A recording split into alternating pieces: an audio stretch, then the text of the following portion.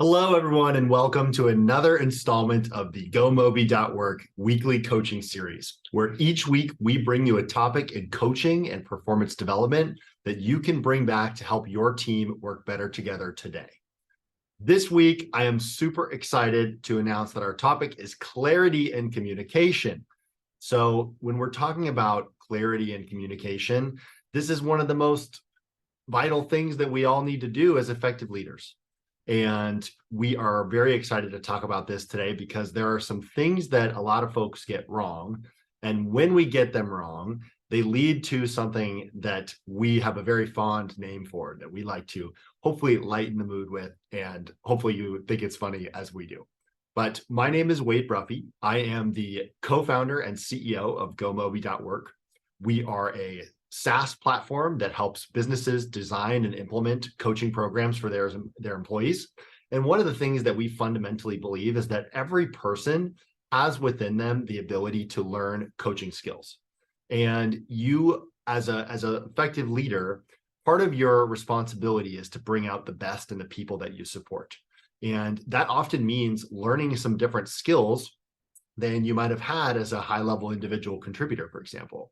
So one of the things that we really focus on is the role of generating clarity and effectively communicating, and what kind of impact that can have for us, that can have for our people that report to us, the effect that that can have across our entire organization as we work together to try to create the best product, the best service, the best offering that we can for the people that we serve. And so very excited to talk about clarity and communication today. Give me a moment. I am going to set up my screen so you can see it here. Let me just kick off my presenter view. And hopefully you all can see this. I know my face is going to get really small in the video session. So if you're watching this after the fact, I apologize, but I just want to say thank you to everybody that's joining us for these sessions.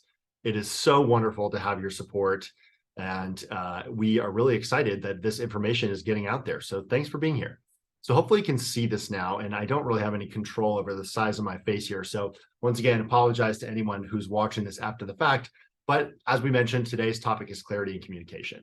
I want to start this off with a reading from one of our favorite books. And this is from Ben Horowitz. The book is called The Hard Thing About Hard Things. Ben is a very well-known venture capitalist, co-founder of Andreessen Horowitz. You probably are aware of him. And he wrote this book, The Hard Thing About Hard Things, about what it takes to build a successful startup, and really beyond the skills of the product and going into some of the important nuts and bolts, really, of what it takes to be a great startup, but getting into how these businesses are actually built. And so we love this piece of work because it talks about some things that a lot of founders, a lot of executives think of and actually aren't true. Kind of things that seem like they might work that way, but if you really look at the most effective organizations, you realize that they don't do things that way. So we're going to talk about that a little bit. And without further ado, let me read this for you. In a poor organization, people spend much of their time fighting organizational boundaries, infighting, and broken processes. They're not even clear on what their jobs are, so there's no way to know if they are getting the job done or not. In the miracle case that they work ridiculous hours and get the job done, they have no idea what it means for the company or their careers. To make it all much worse and rub salt in the wound, when they finally work up the courage to tell management how fucked up their situation is, management denies there is a problem, then defends the status quo, then ignores the problem.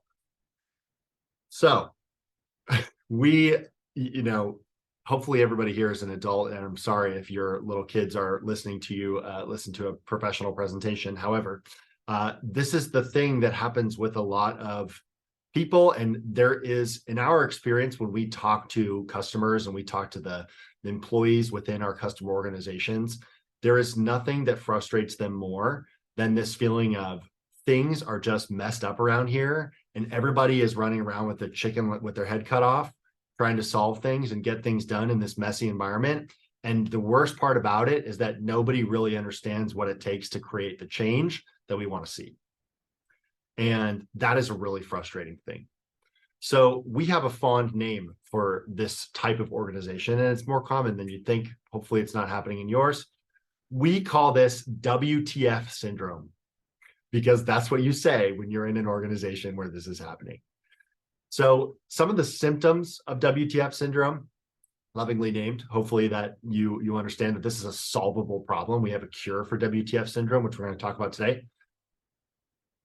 In WTF syndrome, what we see is team members rowing in different directions. We've talked about this before in our video on alignment. So if you're interested in that, go back and watch that video on our YouTube channel. But when we have people working on disparate projects, a lot of organizations will create a project team. And if people in that project team or people in different project teams are pulling in other directions, the organization as a whole is not going to stay aligned and reach its optimal level of growth and performance. So a big part of that is confusion around priorities. We often don't take the time as leaders to define priorities in such a way where people can really act on them. We define our priorities based on these ideas of what we have, where we would like the business to be, but we don't get into the nitty-gritty about what actually needs to happen in order to meet those priorities and make those reality.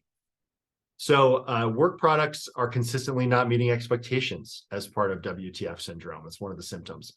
We really realize that if people are not producing their best work, it's probably because there's something that they're not getting.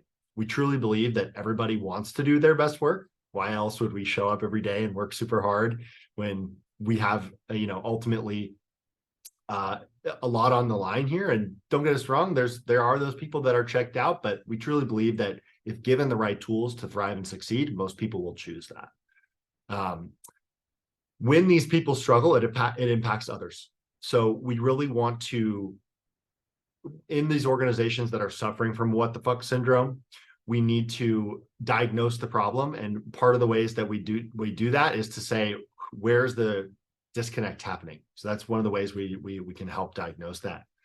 And what we find is that a lot of the times there's a feedback loop that gets established that isn't supporting people doing excellent work. And so that means that feedback can be irrelevant. It can be delivered poorly. There's a bad system around feedback. So that's one of the things that we have repeatedly addressed and encourage you to think about. We'll talk more about that today. And we also want to talk about the fact that in a lot of companies, roles aren't defined as completely as they should be. There's a lot of talk of what somebody in this role might be expected to do, but there aren't always a lot of ways that are described how somebody in this role can be maximally successful, and some of the ways that needs to be defined.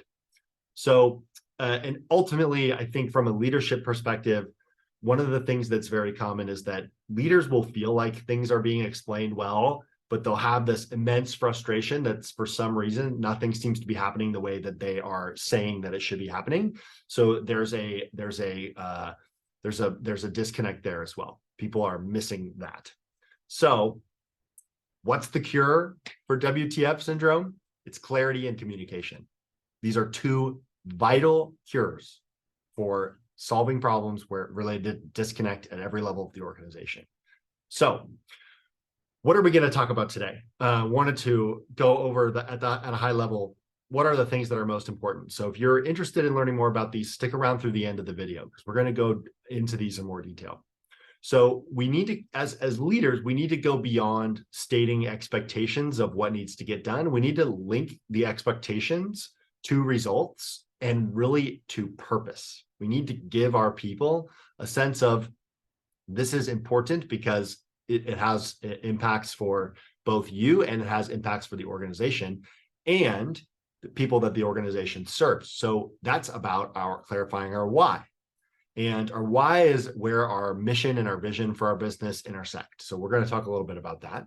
And it also has to do with clarifying our how, which is our core values and our guiding principles that describe how we are going to make these changes happen in the world that we want to see, and what it is and how they inform the actions that we take every day.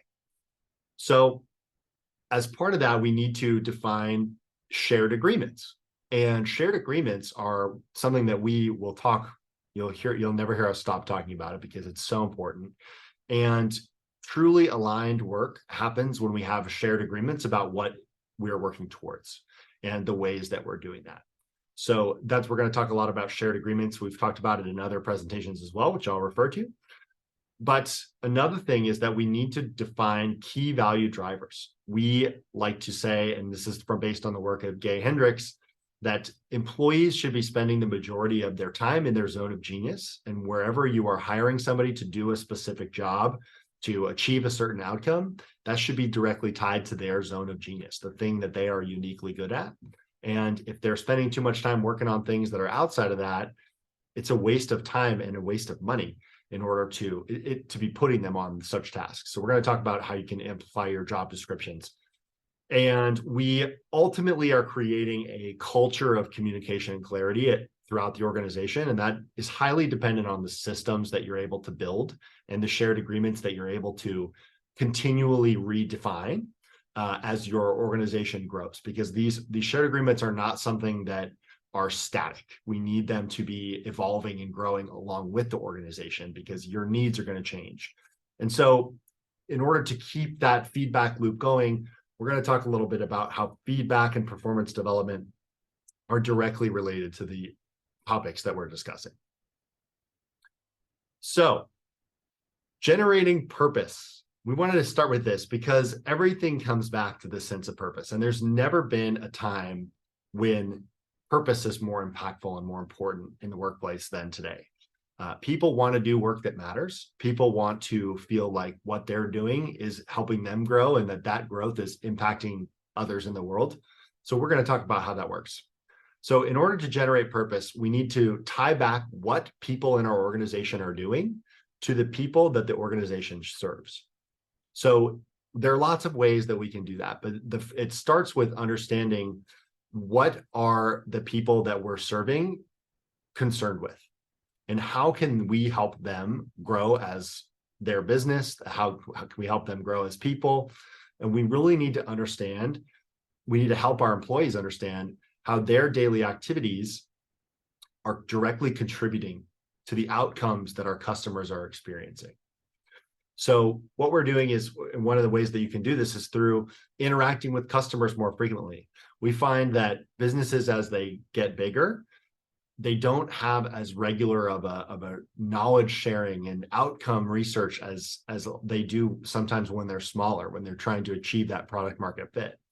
So what we need to do is to regularly dialogue with customers in our organization, because we are able to gain so much from them. How is this helping you? We need to go beyond case studies as well. Like, we need to be able to explain beyond customer X achieved 40% increase in their revenue with our product, and customer Y achieved 30% less achieved 30% more customer retention with our product. So we need to go beyond these KPIs and these case studies and really dive into what are the specific things, and whether this is shared externally or not. Really, I think there's a place for just keeping this for our own employees' education's sake. But to be able to say to our engineering team, feature X had Y impact on our customer, and the person that worked, the team that worked on this feature X, this has been enormously helpful for these reasons, and to show that tangible evidence. And so we can focus on the role that our product plays as part of the bigger world. We are in a business and we're in an organization that tries to impact others. That is the function of working, doing anything that we do. If you build something great and nobody sees it, is it really something great? So the point is that all of this is happening in the context of a bigger world. And so to understand and help conceptualize some of this stuff in that context is very important. And really, one of the ways that I think that this is becoming even more prevalent in the rapidly changing environment that we have around our businesses and our society today is that we need to understand, people need to understand and appreciate the opportunities that are created for others as the result of using what they have built and contributed to.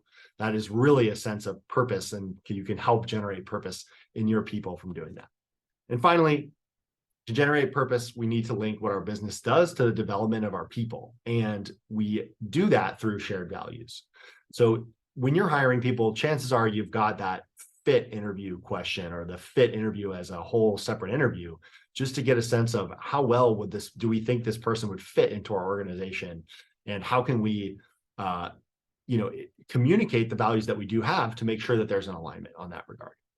So we need to start that conversation early. We need to talk with our team about their career aspirations. We need to talk about their development goals and their personal values and what drives them forward. So by doing that, we are creating a common ground. And we're going to talk about alignment and agreements shortly, but helping people understand that their needs are important and that their core values, their drivers, the things that make them tick are contributing to the company's purpose and mission. That is very purpose generating, purpose reinforcing.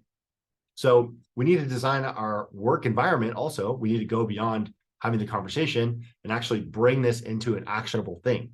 So we need to talk about how and bring into the conversation more regularly how these values are impacting people. We need to acknowledge people. We need to appreciate people for the contributions that they're making.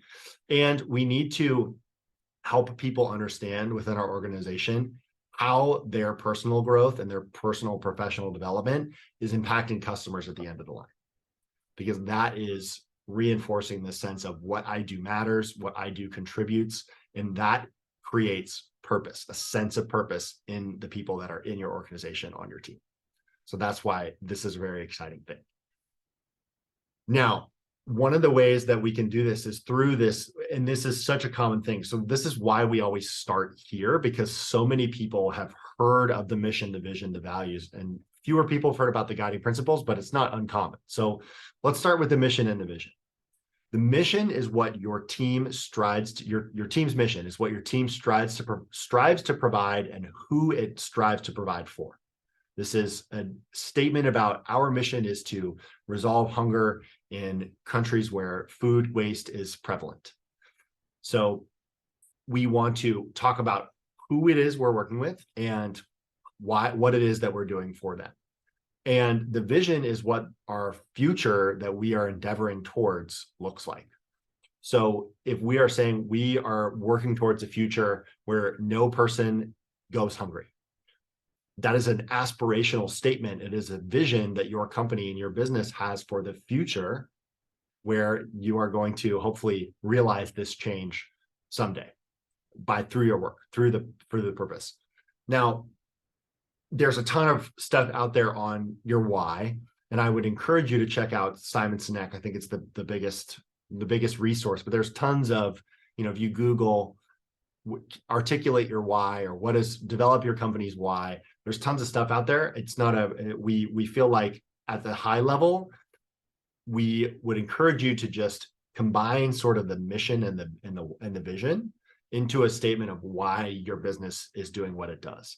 And that could be because we are doing this because we recognize the impact of hunger on poor communities. We realize that the impact of hunger on people is preventing them from getting ahead in life, doing well in school, from flourishing in their life and career. So the why is really where these two meet in the middle, and it's an articulation of the impact that you want to have and the future that you're working towards all in one.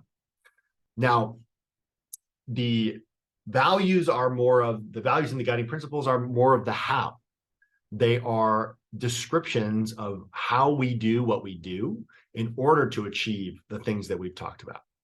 So this is really something that is easy to get mixed up. And the reason that we find that guiding principles are so helpful is because guiding principles are really descriptions of the core values that you have in action. So that is something that's really powerful. Not as many organizations as we believe could be out there really doing a lot better if they took some, we want to help them develop guiding principles for themselves. And so if this is something that's resonating with you, please reach out to us. We'd love to support you in developing a set of guiding principles to describe the ways that your core value of integrity might show up in a business decision. So the values are the ideals. They are the aspirational descriptions of what we do. And the core values are what are the things that we do every day that describe how we show up for each other, how we interact with our customers, and what that looks like on a practical level. So the shared agreements piece of this is that everybody in the organization, when we onboard somebody, needs to say, I'm on board for going after this mission and vision. I want to contribute towards this cause. So we do that really well, I think, in the hiring process, and at most organizations, as organizations we do. But a place where we often fall short is that we don't take the opportunity to evolve these agreements over time. And a lot of the times we're just not specific enough when we're making them. And we don't make them encompass as many things as perhaps would be effective if they did. So we need to set agreements both at the beginning of an engagement, and we need to evolve these agreements over time. And what we will achieve by that is a very clear understanding of what is it that our priorities are right now, and what are the specific actions that we are going to need to take in order to contribute and achieve those priorities. So some of the ways that we do this is by defining agreements around excellence and success. So we try to ask, if this is done at its maximum level, what does that look like? Or what is a perfect example, in our view, maximally effective piece of work product that we can refer to as the greatest version of this, that is the most optimal? So questions you might ask are, what does this mean to you? We might look at exemplars to define what makes exemplary work. And we might ask, what principles can we take for this or aim for in our future work? We might ask, if we've never done this before, what do we believe will work best, and how can we test it? So what we are doing here is we are presupposing that what we're going to do in order to make us successful, so that when we actually go, there's some interesting brain science around the reticular activating system, where if we focus on something, we're going to get that thing. So what we are doing is priming our brain to go forward into our work and do these things that we know are going to make us successful. So that's what we're doing here. We're defining these success agreements because we need to be able to say, perhaps if the work product is not what we expect, where did we go wrong? Because we know what excellence looks like. So in what area of this did we fall short? That's one of the ways that we can use this. And it's really powerful because that becomes a coachable moment, so that we can decide, okay, we identified what it is. Now, how can we create a plan to help remedy this and make sure that we improve on it in the future? And ultimately, agreements are empowering. If we get people to buy into the agreements that we're establishing as a team, then what we will do is get them to say, I want to strive for this. This is a personal reflection of something that I believe is effective. Once again, everybody wants to do their best work. So effective agreements are something that everybody agrees on. And also, very importantly, let's not forget that we need to incorporate everybody's perspective on the shared agreements, because people from different backgrounds want different ideas on something look like. And that is really important to consider. So we have our shared agreements. And one of the things that we need to also agree on, we were talking about this a little bit just now, is that we need to agree on what are the key value drivers for our business. And this has to do everything with doing our best work, doing the work that we're hired to do, doing the work that we're most effective at, because that is what really will keep us in that positive loop. So to maximize every team member's alignment to the team's goals, we need to communicate clarity around what are the key value drivers for this person. So that's taking those guiding principles and figuring out, how do I apply this to myself? What are the kinds of things that I need to do? And really to think and describe what those things are that are going to make me successful as an individual, and how those things are going to drive value for the business and our team. So we want to ask things like, what is this team member's main strength? Because that is their zone of genius. We're trying to get people into that zone of genius and keep them there as much as they can, because that's where they provide the most impact. That's where they can create the most impact, and for the business, generate the most value.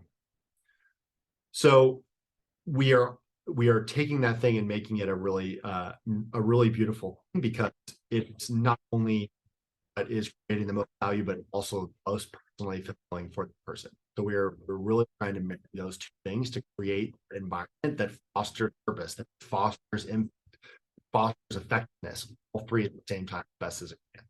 So that's where this is very exciting.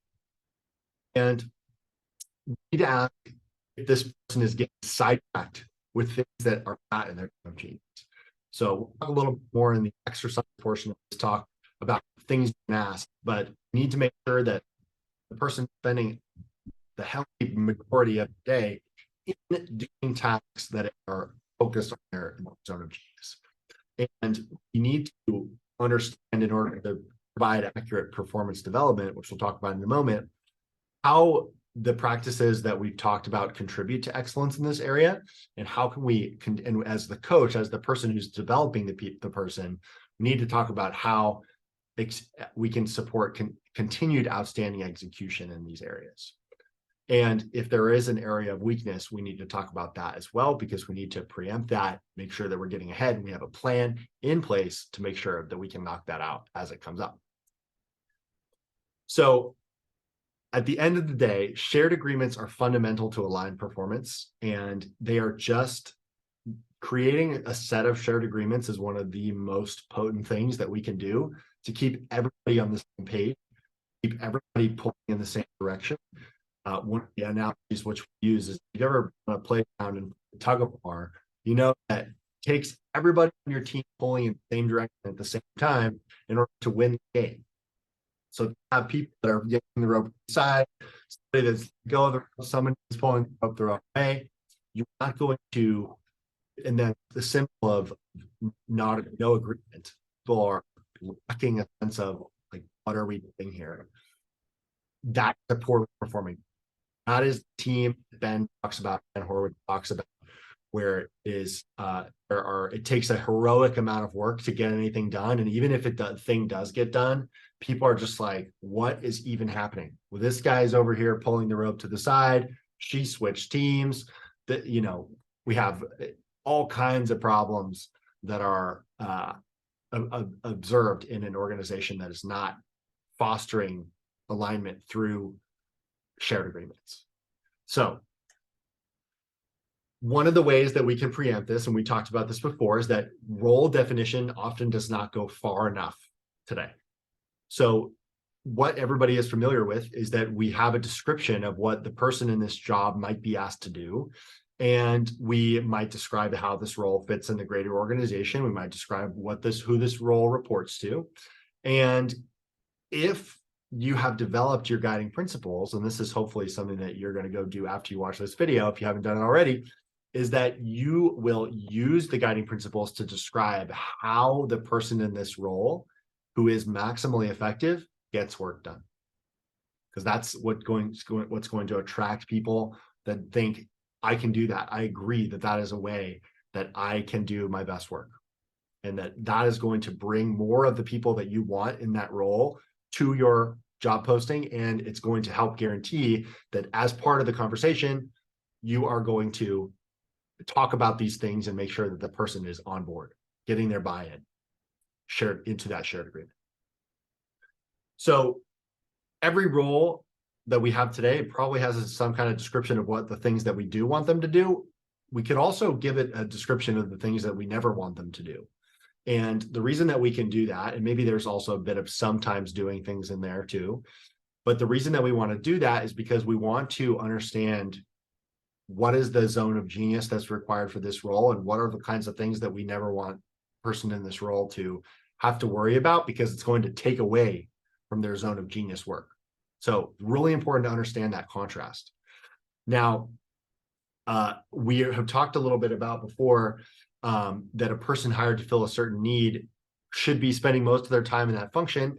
And we need to be able to delegate in a lot of conditions. And there's a lot of market forces at work right now that maybe are preventing people from hiring and growing their team as much as they would like to. However, anywhere possible, delegation is a massive accretive effect to productivity. And so what we really want to do is keep that person focused on what they're good at. That's going to provide the most fulfillment to that person, keep them growing in the ways that they want to grow. And it's also going to drive the most value for the work that they do. Too many tasks outside the zone of genius are causing WTF syndrome. We do not want people to be constantly having conflicting priorities. The worst thing that happens is that usually people who are unclear with what their role is that they start to spend time doing the things that aren't in the zone of genius.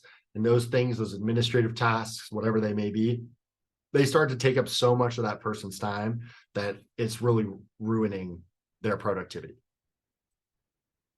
So in order to keep things going the way they need to go, we really need to think about this aligned feedback loop. And so part of another syndrome of WTF syndrome is when people are saying, feedback is not really related to things that I care about. It's more of an objective, a subjective idea that, hey, this is something that I wanted to do, and I don't think you did it as well as you could have. And without those definitions of what great looks like, how are you supposed to know? So part of aligned feedback is to really link it to those shared agreements.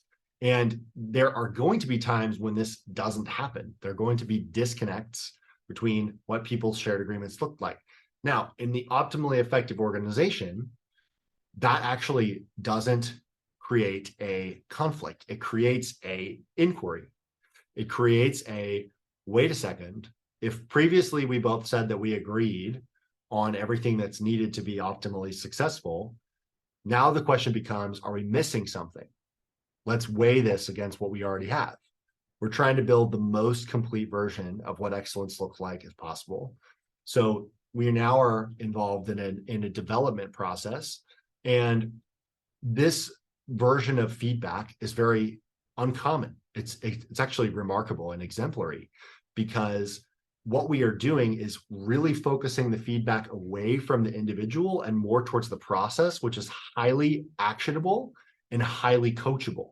Because what we are doing is we are getting away from judgments and attributions. We're getting away from saying things like, the system is fine, it's you who are not getting it. It's getting away from the attributional stuff, where if we're frustrated with somebody, we might be more likely to say that person's lazy, or that person just doesn't get it, they're not very smart. Those are attributional biases that we are putting on somebody because of usually a stressful situation. So what instead we could do is to, for really effective feedback, keep things focused on the system itself. What is the process, the behavior, the system that created this work product, this outcome? Because when we can do that, we can really keep the focus on what we have power over. Because we can change any system, we can change any behavior, we can change those things. If the person is just a lazy person, we're not going to change that. That's like an immutable characteristic that we've assigned to them. Not true, and also usually not true. 99% of the cases not true. So we need to focus more on what is in our control, because that is what's coachable. And what's coachable is what we can change, what's actionable, what we can improve on. And over time, it will lead to an impact that we're super excited with. And it will get us closer to that ideal that we have in mind. So we have an exercise for you. And this one's a little bit longer than our usual exercises. I think you're ready for it. We want you to revisit your company's why, its mission, and its values. And if you haven't done so already, we want you to develop some guiding principles. The way you can do that is by asking for each one of your core values, what does it look like, we like to say, when we're crushing it in this particular field, in this value? So each team might have a slightly different version of what that looks like, but by and large, your organization is going to have ideas about what your value of honesty looks like, what your value of customer satisfaction looks like. There are all kinds of values. Values are great, but usually they're not very actionable. They're not great descriptions of what needs to get done in order to see these things happen. So that's your first task. The second task is to take those guiding principles. If you have them already, great, use them, maybe revisit them, ask yourself, is this everything that we need? And rewrite your job descriptions for everybody. Rewrite job descriptions for everybody on your team according to those. So your job description should explain how the successful person in this role should act. and tie that impact back to the company's mission and vision.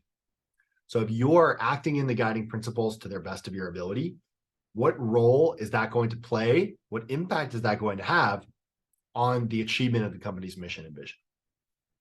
Now we need you to meet with your direct reports. We need you to ask them how much of their time is being spent on these refreshed job description, what you're asking of them in this refreshed job description. Because if most of their time is being spent on administrative tasks, you have a problem. If they are spending, and now they're saying all these guiding principles are here, my job description is looking better than it's ever have. And I'm doing most of these things on a regular basis, you're in the sweet spot. Congratulations. And no matter what, we want you to create a team plan that is going to make sure that people are doing work that is in their zone of genius as much as they possibly can. And we need you to get everybody to sign off on that a new norm in your organization is going to be that we are going to evolve this plan over time as our business needs change. One of the things that we love to do with our customers is have them print out these foundational documents and everybody signs it so that everybody is saying, I agree, I'm in commitment to this. So to bring us home, there are 3 things that we want you to take away from this call. The first is that effective organizations create clarity on their reason for being, and they communicate this to their team, they communicate it with their customers, and they want everybody in the organization and everybody that interacts with the organization to understand how their contributions impact the success of the whole company. It is a magnetic hiring practice to do this. You will have your employees glowing about how they understand their connection to the work that they do. And if you can really empower people to be excited about the purpose of their work, that is going to be an immensely potent tool for your culture, an immensely potent tool for your performance in your organization, and so many other benefits, just scratching the surface. Effective organizations also operate on shared agreements that generate and maintain that alignment as everybody is working on their little piece of the puzzle. Shared agreements inform decision-making, they guide direction, and they illustrate for the workforce what excellence looks like on the key things that they are working on. So if you've never done something before, remember, you are going to predict what are the kinds of things that we need to execute on well. And that conversation about, are we getting everything, needs to happen more frequently because we need to be gathering information about how we're doing all the time. And ultimately, going further on that, we need to commit as an organizational whole to the fact that we are never done with this process. That this is the horizon, and no matter how long we sail towards it, we're never going to reach it. So the only commitment truly that is needed today is the commitment to endeavoring on this process, and the commitment to realizing that it's going to be a process that you have forever. So we hope that's really helpful for you. And we hope that you can take these ideas away and use them with your team today, because this is something that you don't need a whole fancy system to do. You can do this today with your team, and you can see some incredible results. These are what we're about here at GoMobi.work, is adapting different ways of being, adapting different ways of working together that can make us more effective, but also make us happier as we try to do the things that we care about. So no matter what it is that you do, take this back to your team. Just think about what are the things that we can do to make this the most fulfilling and purpose-driven work process while we all are growing with each other. So thank you so much for joining me. Hello from New York City today. It's been a really great time. We are so excited about the process of our beta launch so far. We are very excited and accepting new people. So if you're interested and you're watching this video and you want to get some support with everything and coaching that you're doing in your organization, shoot us a message, sign up for our beta. We are delighted to have you, and we'll love to see if it's a great fit. So thanks so much, everybody, for joining. We'll see you again soon.